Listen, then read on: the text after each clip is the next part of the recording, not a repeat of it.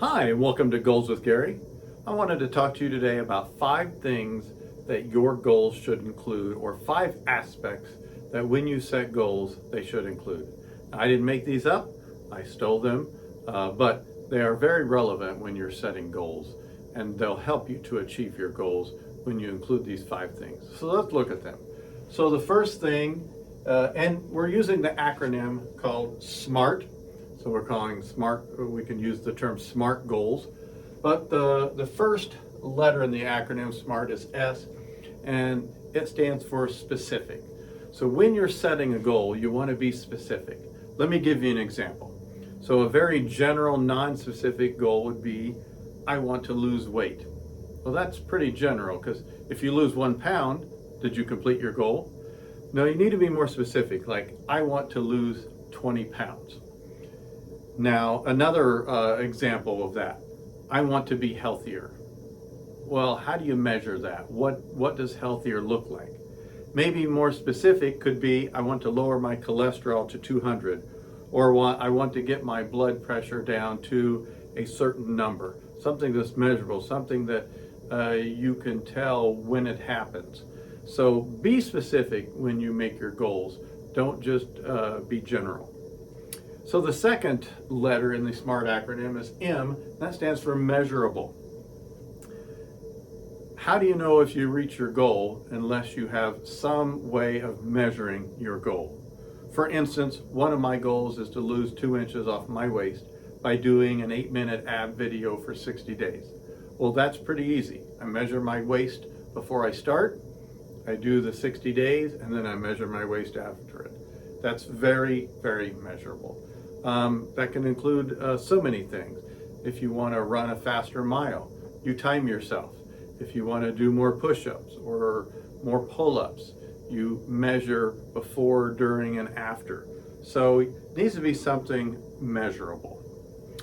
The third letter in the acronym is A for achievable. Now I'm going to disagree slightly with this, but for the most part I do agree. It needs to be something achievable. For instance, I don't know a human that could do 200 push-ups in a row. If it exists, I'd love to watch the video, but I don't know of anyone that could do 200 push-ups in a row without stopping. So that would be a goal that you would set yourself that's not achievable. Or, I want to be 7 foot tall. Well, I'm not going to be 7 foot tall ever, unless I stand on a ladder. So those things are not achievable. But at the same time, I think when you set a goal, it's not really that bad to set it just out of reach of something that's not probable, but it is possible. Because you really want to, when you're setting goals and trying to achieve something, you want it to be almost out of your capabilities. And then, even if you don't hit it, how much further did you advance by trying to reach that goal than if you'd never set a goal before? We don't want to make our goals too easy to reach, because it's not really challenging. It doesn't better ourselves. It doesn't make us stronger, faster, or whatever. But we do want to, they should be achievable to a point, but set some goals that you think are impossible, because you just never know what is possible until you start trying to do a goal or start trying to take steps towards achieving that goal. So the fourth letter, R, is relevant. This one covers why you're doing your goal. What is your reason or motivation for setting this goal and trying to achieve it? Sometimes my goals for myself just have to do with, I'm 55, just trying to feel like I'm alive, trying to keep myself young at mind, young at heart, seeing what my body's capable of, or not letting my body atrophy. So those are some of the reasons I do, especially as a physical goals, but maybe it's another area of your life that you're wanting to improve something on. Maybe it's a relationship or a financial goal. What is the reason or motivation? Because if there's not a reason behind why you're doing your goal, you're probably not going to stick to it, You're not going to work hard at it. And the motivation can't come from outside of you. No one else is going to make you want to do something unless you want to do it yourself. You know, that happens when people around you want you to lose weight or quit doing this or start doing this. You know, unless it becomes personal to you, you're probably not going to be motivated to try and reach that goal. So what is your reasoning? Have a reason for setting that goal. And then lastly, time bound. This one is super important, and I'm not great at this in all my goals. So I'm speaking to myself with these aspects of goals also. So set a deadline or a timeline for your goal. If you have made improvements and when you hit that time and you think you can still achieve it, nothing wrong with extending that timeline, but set a deadline.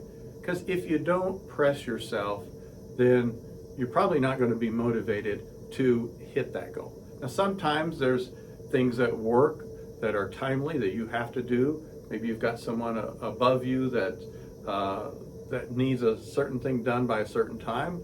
You know, that's someone else setting your timeline. But when you set a goal for yourself, set some kind of timeline. For instance, my losing weight, that's a 60-day challenge. My push-up challenge of doing 55 by my birthday, because I turned 56 in October. So I want to be able to do 55 push-ups in a row without stopping before then. So my birthday is my goal.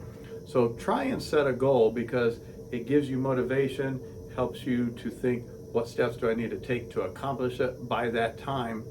But again, these are your own goals, and unless it's life or death or work related, there's nothing wrong with extending that timeline. But if you'd ever set a time, you're probably not going to be very motivated to accomplish that goal. So that's the SMART acronym. Those are 5 things you ought to be thinking about and applying when you're setting goals. So I want to end this video with just a few tips on goals.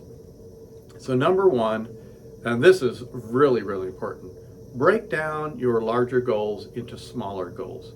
So for instance, my push-up goal, it's to do 55 without stopping. Well, I've got to have some milestones along the way to know if I'm making any accomplishments. So I'm doing some push-up challenges that I'm finding on YouTube, or trying to do a certain number of sets and a certain number of reps. So I've got mini goals within that big goal. Number 2, focus on the journey, not just the goal. You know, throughout my journey of doing my push-ups, it's making me stronger. My biceps are getting bigger. It's helping me towards my bench press 300-pound goal. So I'm enjoying the process. So focus on the journey of the goal, not just the end goal itself. Number 3, be flexible. Life is unpredictable. Last year, when I had set my push-up goal, I was only 54.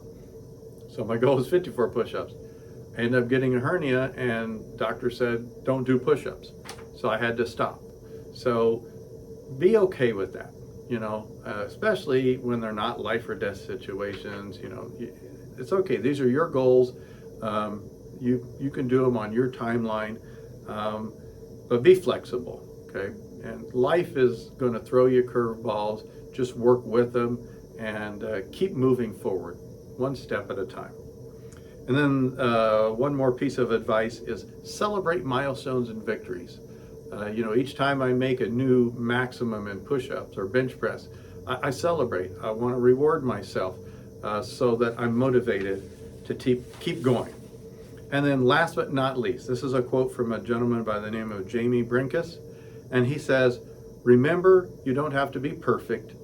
No one is perfect. Try to appreciate your progress on the way to your goal. So that is Goals for Gary today.